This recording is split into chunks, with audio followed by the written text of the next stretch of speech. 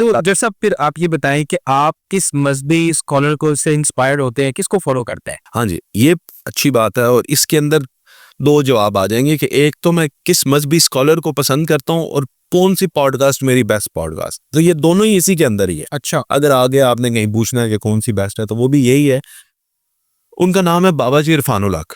अच्छा।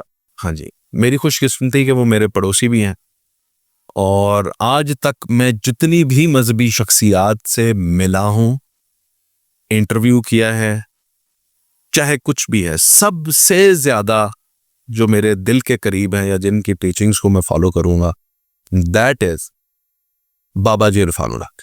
क्यों जैसा? क्यों? थोड़ा सा बताएं ना, ताकि हमें भी ये मुस्तफीद हो सके उनसे। वो इसलिए कि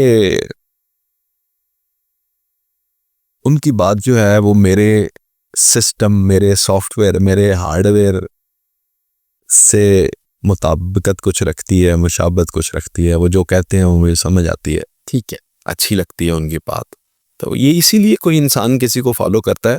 अगर वो इख्तिलाफ राय वाली बात करेंगे मेरे साथ तो शायद मैं ना करता हूँ। वो भी जेलम शाह की है, मतलब के पड़ोसी है। इंजीनियर साहब उनके पास भी जाते रहे हैं।